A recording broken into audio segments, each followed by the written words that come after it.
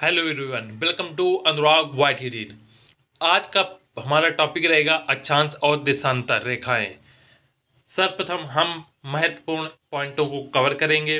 अक्षांश एवं देशांतर संबंधी महत्वपूर्ण तत्व। पहला हमारा पॉइंट है कर्क रेखा। कर्क रेखा को अंग्रेजी में ट्रॉपिक ऑफ कैंसर भी कहते हैं।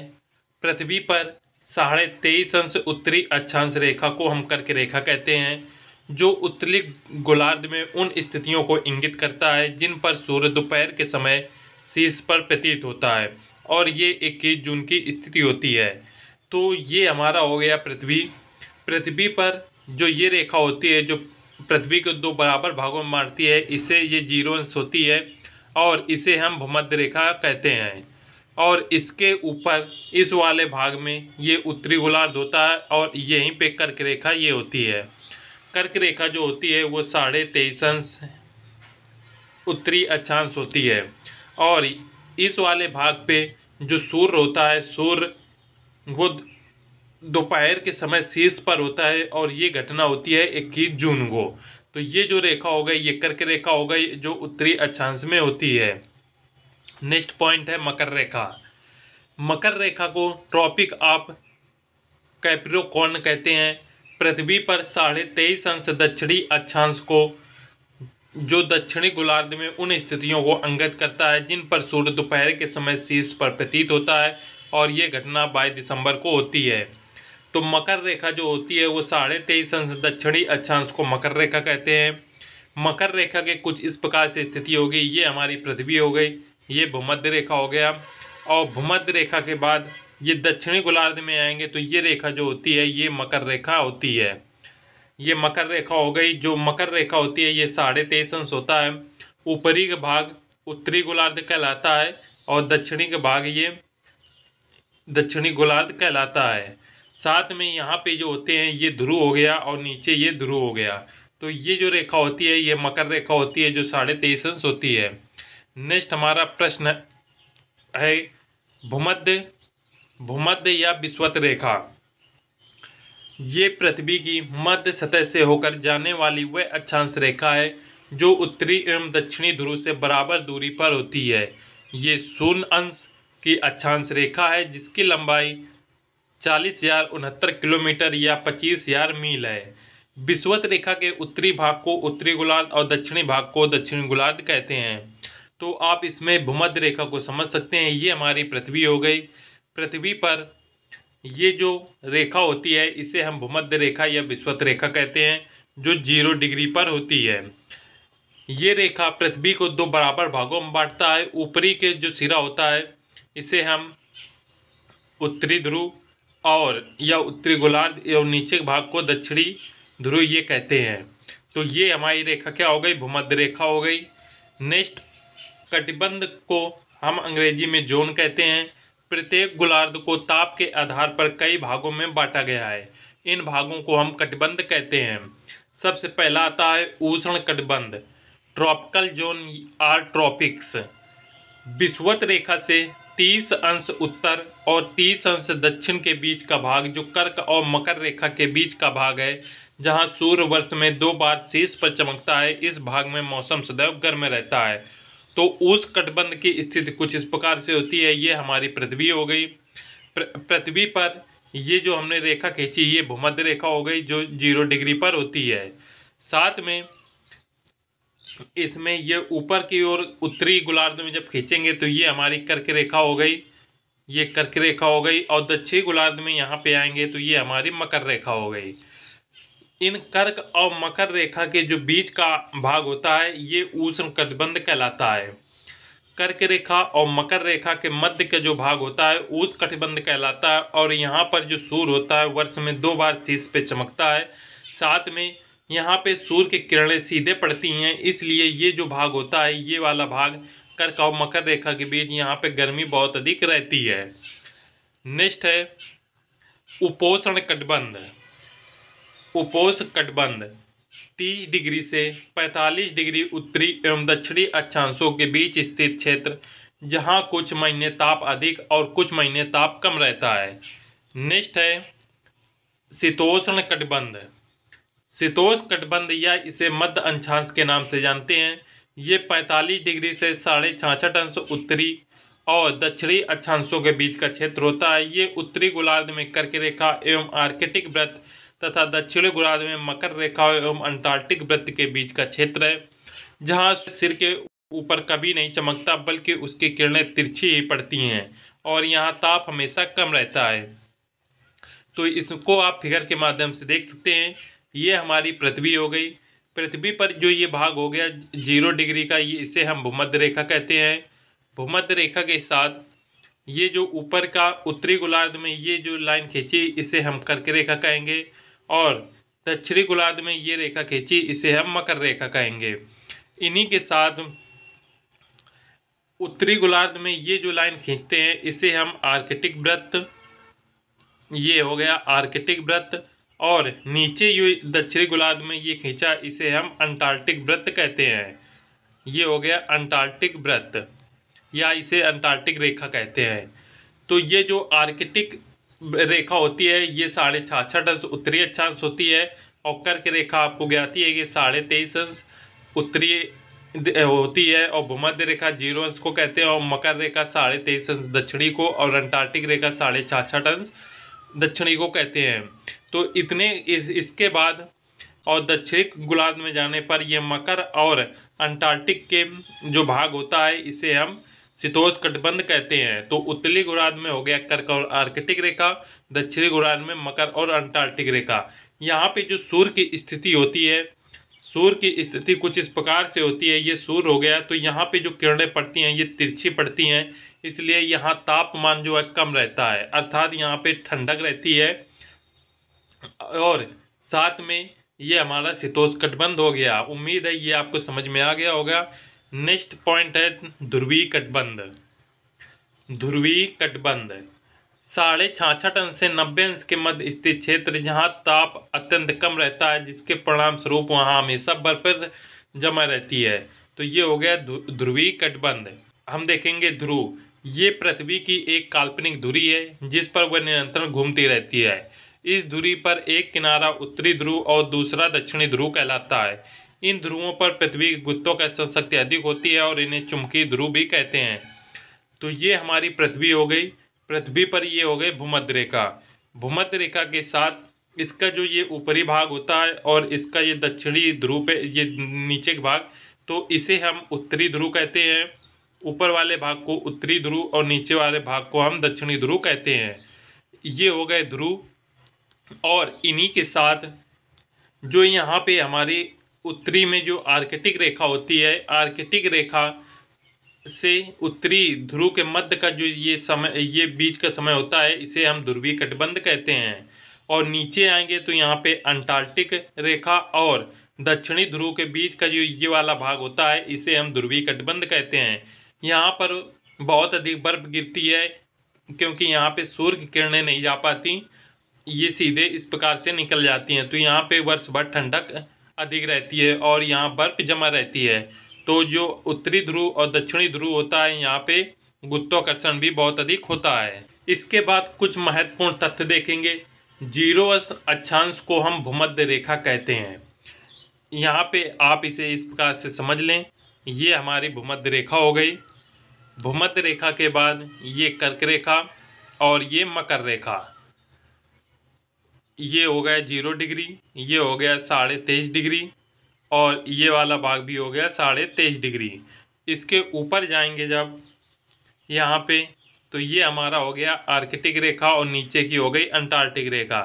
तो ये होता है 66.5 डिग्री और ये वाला भी होता है 66.5 डिग्री। इस प्रकार से इसे आप याद रखें। इसके बाद 23.5 अंश उत्तरी अक्षांश को हम कर्क रेखा कहते हैं। नेक्स्ट है 23.5 अंश दक्षिणी अक्षांश को मकर रेखा कहते हैं।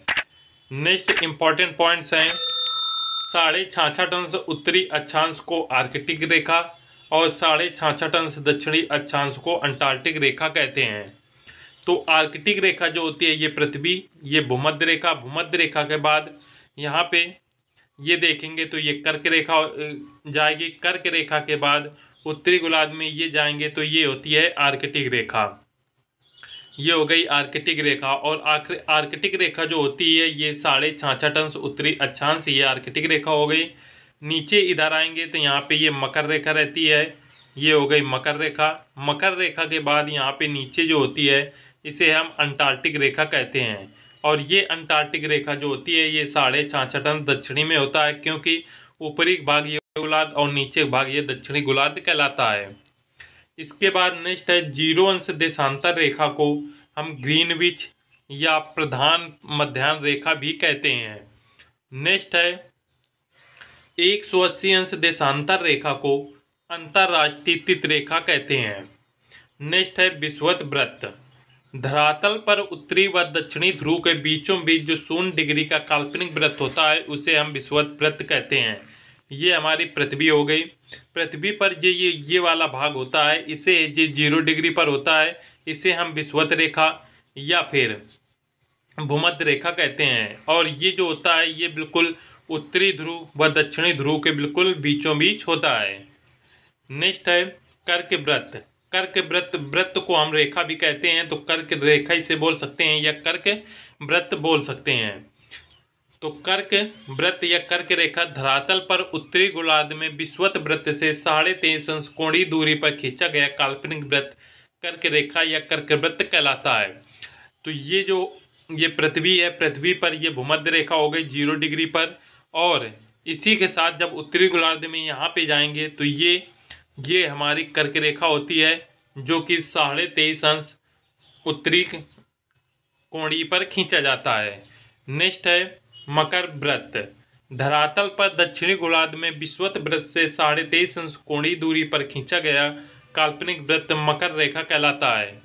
नेक्स्ट है अंटार्कटिक वृत्त। आर्कटिक वृत्त। आर्कटिक वृत्त धरातल पर उत्तरी गोलार्ध में विषुवत वृत्त से 66.5 अंश कोणीय दूरी पर खींचा गया काल्पनिक वृत्त आर्कटिक वृत्त कहलाता है। तो ये पृथ्वी हो गई, पृथ्वी पर ये रेखा भूमध्य रेखा हो गई जो 0 डिग्री होती है। इसी के साथ ये कर्क रेखा हो गई जो 23.5 अंश उत्तरी में होता है, और ये मकर रेखा हो गई जो कि 23.5 अंश दक्षिणी में होती है।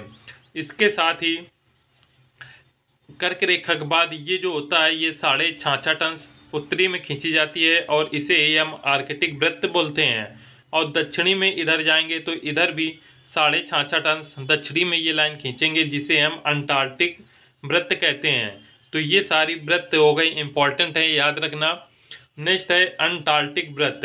धरातल पर दक्षिणी गोलार्ध में विषुवत वृत्त से 66.5 अंश कोणीय दूरी पर खींचा गया काल्पनिक वृत्त अंटार्कटिक वृत्त कहलाता है। नेक्स्ट महत्वपूर्ण पॉइंट है, पहला पॉइंट है पृथ्वी का अक्ष अपने कक्ष तल से सदा एक ही दिशा में 23.5 अंश झुका रहता है।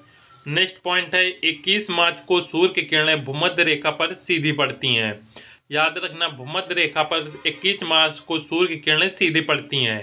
नेक्स्ट पॉइंट है 21 जून को सूर्य की किरणें कर्क रेखा पर सीधी पड़ती हैं।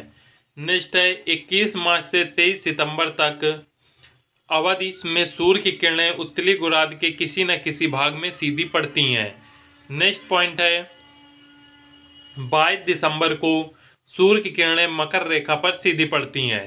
नेक्स्ट है 23 सितंबर को सूर्य की किरणें पुनः विषुवत रेखा पर सीधी चमकती हैं। परीक्षा की दृष्टि से ये देख सकते हैं उत्तरी गोलार्ध की प्रमुख अक्षांश रेखाएं।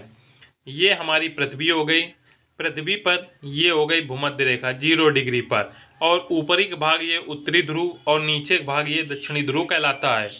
इसी के साथ जब उत्तरी ध्रुव में जाएंगे तो ये सर्वप्रथम हमारी क्या आती है, ये कर्क रेखा हो गई। इसके बाद इसके और ऊपर जाएंगे तो यहाँ पे इसे हम उत्तरी ध्रुव वृत्त या आर्कटिक रेखा कहते हैं, और यहाँ पे हो गया उत्तरी ध्रुव। तो ये जो 23.5 अंश उत्तरी होता है इसे हम कर्क रेखा कहते हैं। इसके बाद 66.5 अंश उत्तरी रेखा को उत्तरी ध्रुव वृत्त या आर्कटिक रेखा कहते हैं, जो ये वाली लाइन होती है। इसके बाद 90 अंश उत्तरी को हम उत्तरी ध्रुव कहते हैं, जो इस जगह पर होता है।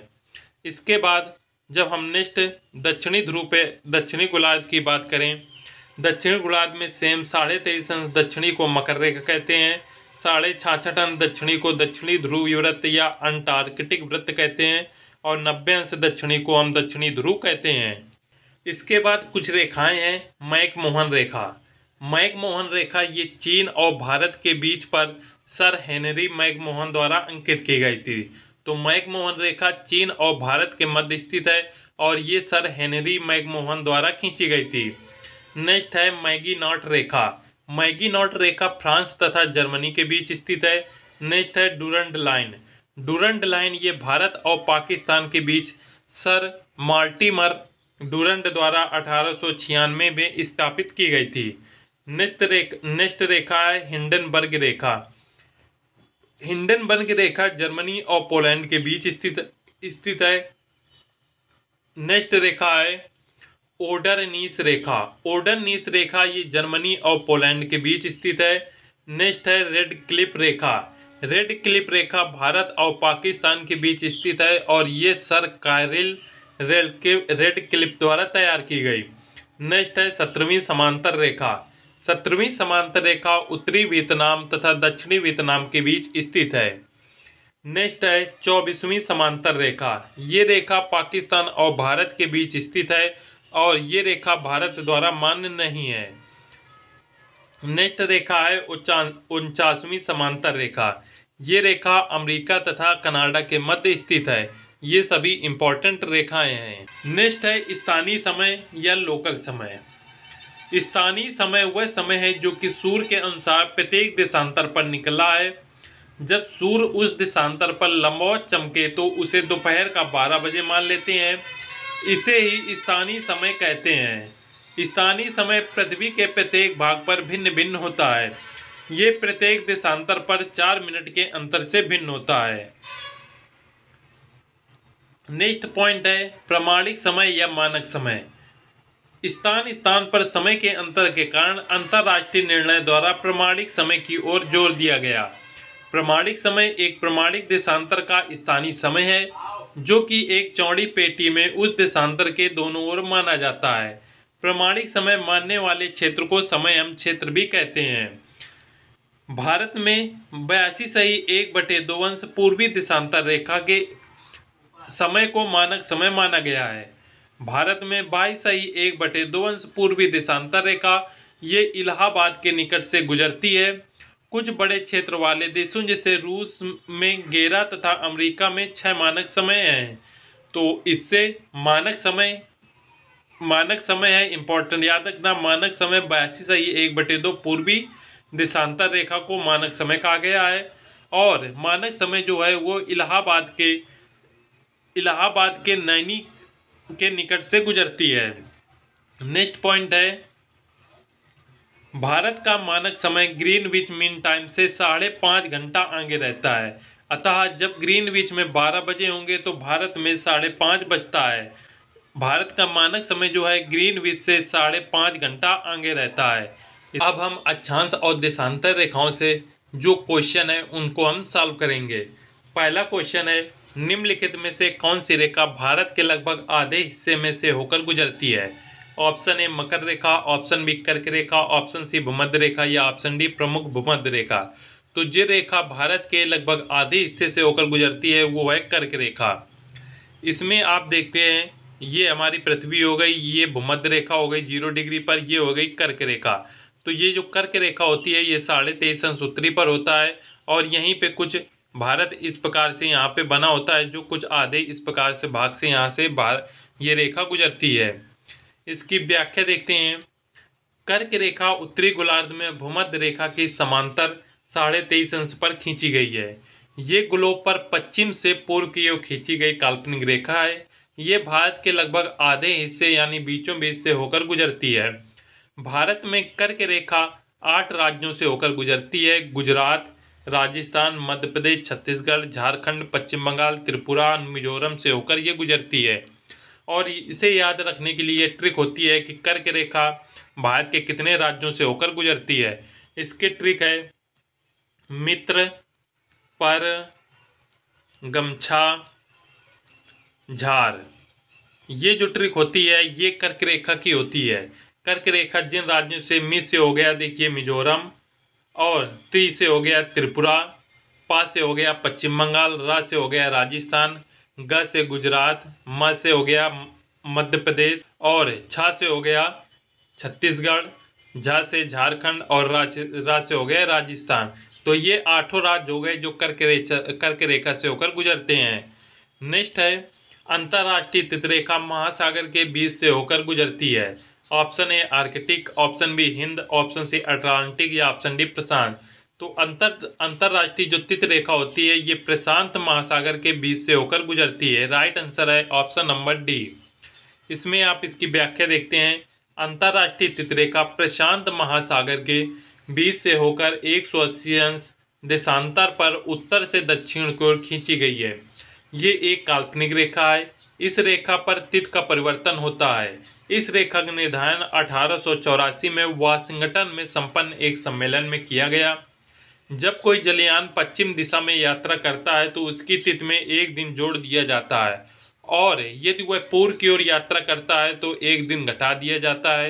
एक देश के विभिन्न भागों या द्वीपों का समय एक समान रखने के लिए इस रेखा को हम आर्कटिक महासागर में 75 डिग्री उत्तरी अक्षांश पर महाद्वीप से बचने के लिए इस रेखा को पूर्व की ओर मोड़कर बेरिंग जल संधि से निकाला गया है।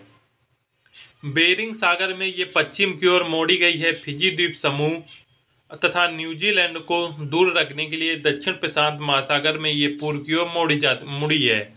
नेक्स्ट है भारत में सबसे छोटा दिन कब होता है। ऑप्शन ए 22 दिसंबर, ऑप्शन बी 21 मार्च, ऑप्शन सी 22 दिसंबर या ऑप्शन डी 23 मार्च। तो भारत में सबसे छोटा दिन 22 दिसंबर को होता है। इसकी व्याख्या देखते हैं। 22 दिसंबर को सूर्य मकर रेखा पर लंबवत चमकता है। इस स्थिति को शीत अयनांत कहते हैं। इस समय दक्षिणी गोलार्ध में दिन की अवधि लंबी व रात की अवधि छोटी होती है। वस्तुतः सूर्य के दक्षिणायन होने अर्थात दक्षिणी गोलार्ध में उन्मुख होने की प्रक्रिया 23 दिसंबर के बाद प्रारंभ हो जाती है। इस दक्षिणी गोलार्ध में दिन बड़े व रातें छोटे होने लगती हैं।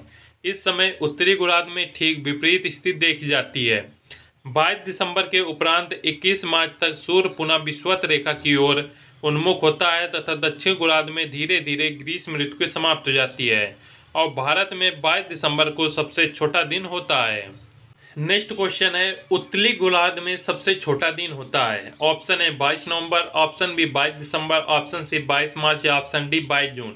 तो उत्तरी गोलार्ध में सबसे छोटा दिन 22 दिसंबर को होता है। राइट आंसर है ऑप्शन नंबर बी।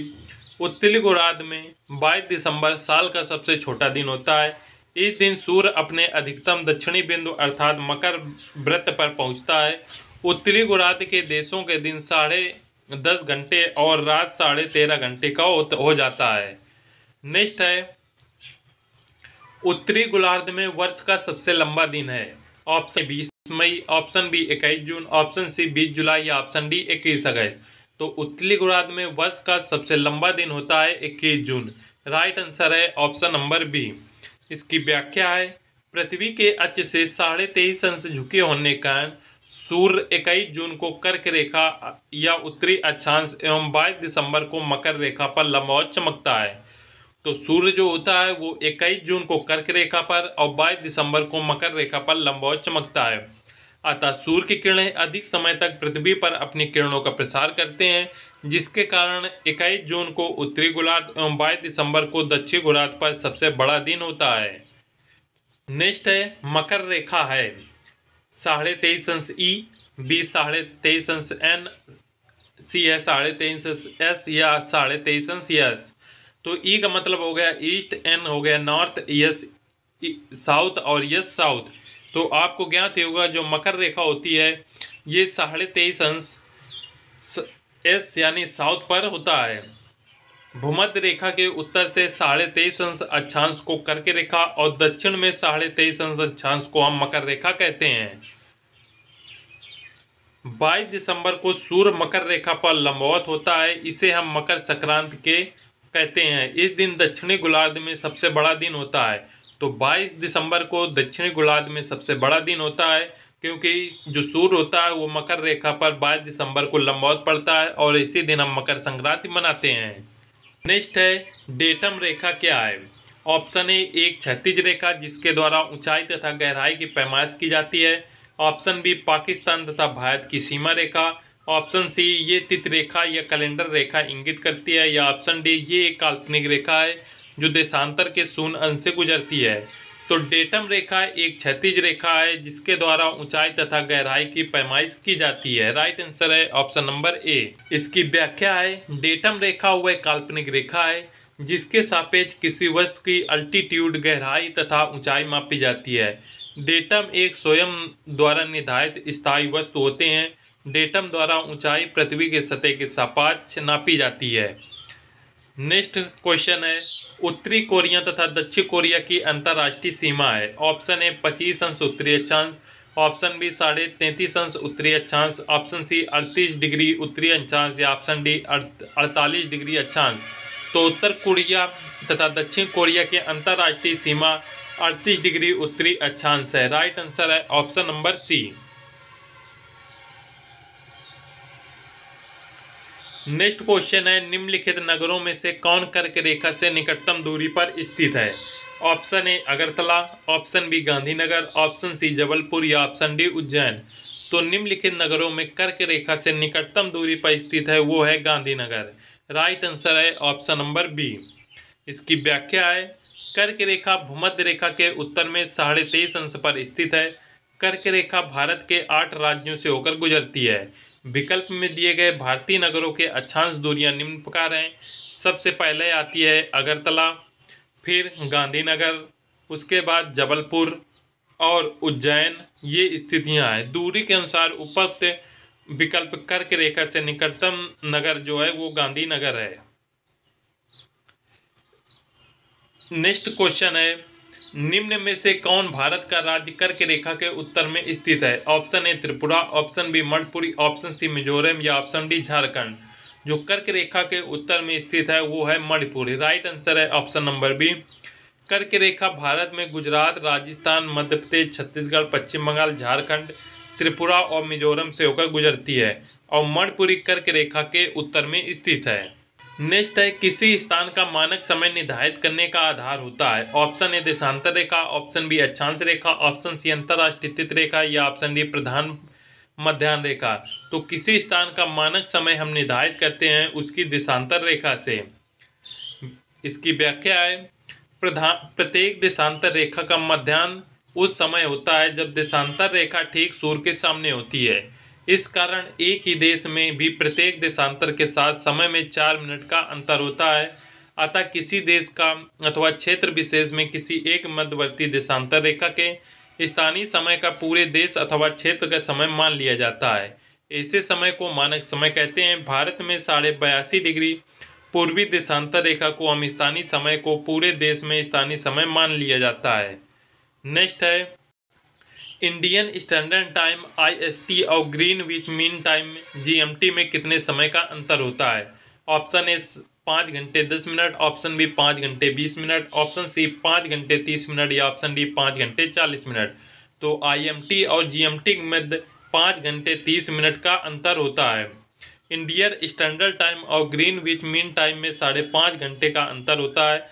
भारत में स्टैंडर्ड टाइम के लिए इलाहाबाद के जिले में स्थित नैनी का देशांतर 22.5 अंश उत्तरी से मानक समय लिया गया है।